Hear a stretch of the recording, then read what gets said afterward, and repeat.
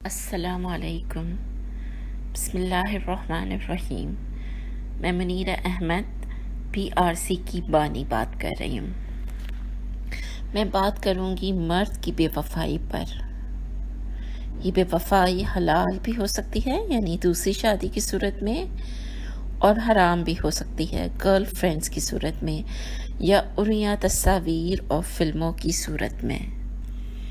دیکھیں، ہم جس زمانے میں رہ رہے ہیں اس میں مردوں اور عورتوں کے اختلاط کو بالکل معیوب نہیں سمجھا جاتا۔ عورتیں غیر مردوں کے ساتھ کام بھی کرتی ہیں، ان کے ساتھ مختلف ایکٹیویٹیز میں حصہ بھی لیتی ہیں، جبکہ اسلام میں اس کی کوئی گنجائش نہیں ہے۔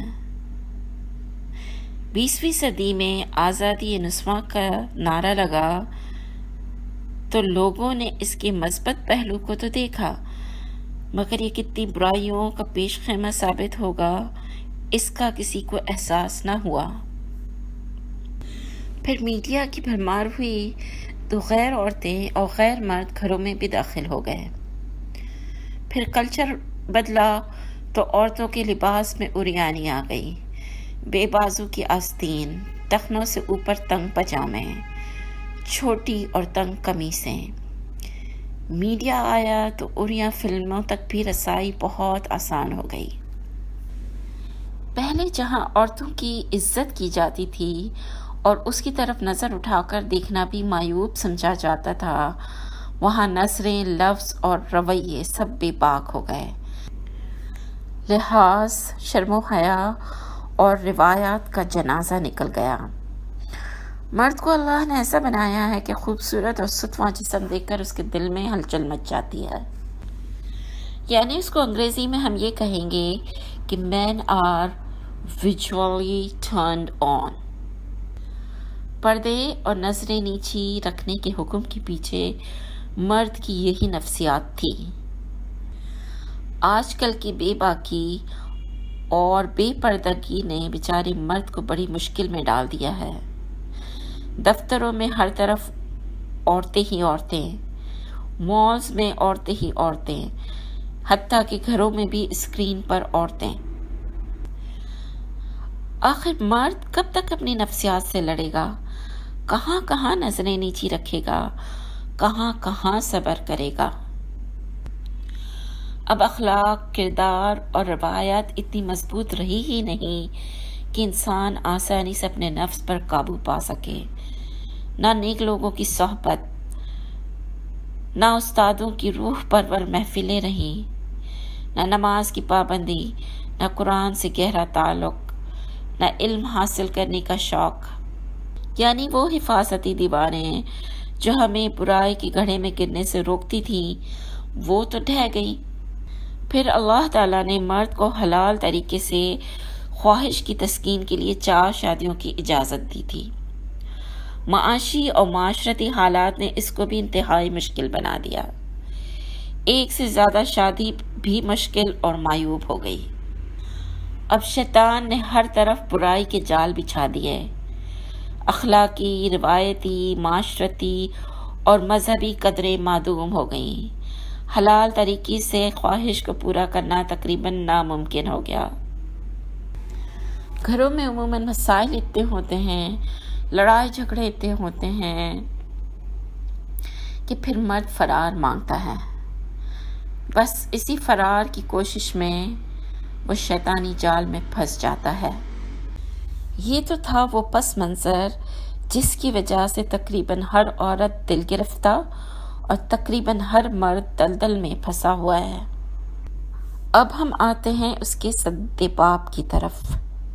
سب سے پہلے تو ہمیں یہ کام کرنا ہے کہ ہم اپنی اولاد کی تربیت ایسے کریں کہ یہ جو بے حیائی کا طوفان ہے اس کا مقابلہ ہمت سے کر سکے، اس کا کردار اتنا مضبوط ہو کہ یہ رنگ و بو کی دنیا اس کے ہوش نہ اڑا دے۔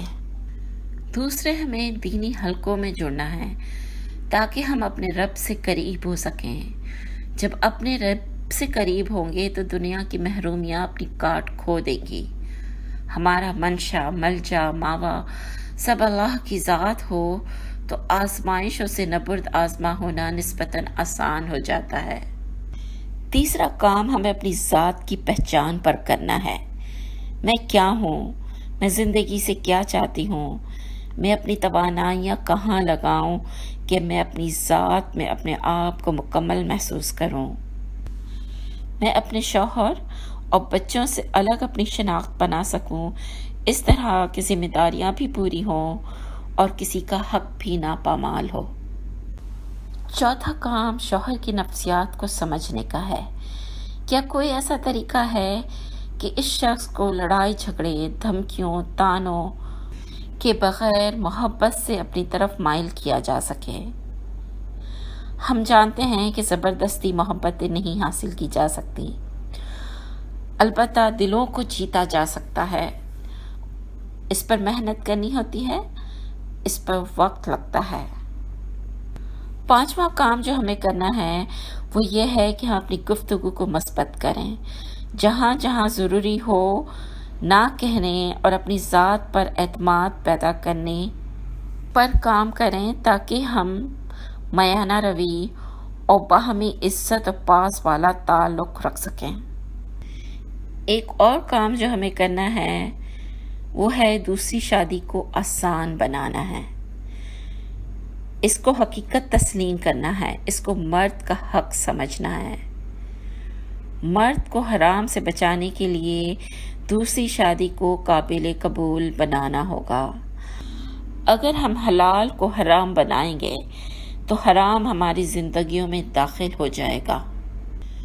دوسری عورت آپ کی ذات میں، آپ کے رزق میں اور آپ کی خوشیوں میں کسی قسم کی کمی نہیں کرتی۔ البتہ اگر اس صورتحال کو اچھے طریقے سے ہینڈل کیا جائے تو وہ آپ کی خوشیوں میں اضافے کا باعث ضرور بن سکتی ہے۔ اس کے لیے ہمیں انصاف پسند بننا ہوگا اور بڑے مقصد کی خاطر کبھی کبھی اپنے حق کو چھوڑنا بھی ہوگا۔ اور ہم جانتے ہیں کہ جھگڑے سے بچنے کے لیے جب ہم اپنا حق چھوڑتے ہیں تو اللہ تعالی ہمیں اس سے کئی گنا اجر و ثواب عطا کرتے ہیں۔ حق چھوڑنا، انصاف کرنا گھاٹے کا سودا نہیں ہے۔ کوئی عورت آپ کا حق نہیں چھین سکتی۔ آپ کے رزق میں جو لکھا ہوگا وہ آپ کو ضرور ملے گا۔ شوہر کی محبت پہ رزق ہے اور ہم سب جانتے ہیں کہ رزق لکھا ہوا ہے، ہمیں اپنا لکھا ہوا رزق ضرور ملے گا۔ شوہر کی جتنی محبت آپ کی تقدیر میں لکھی ہوئی ہے وہ آپ کو مل کے رہے گی، کوئی عورت اس کو چھین نہیں سکتی، چاہے وہ شوہر کی بیوی ہی کیوں نہ ہو۔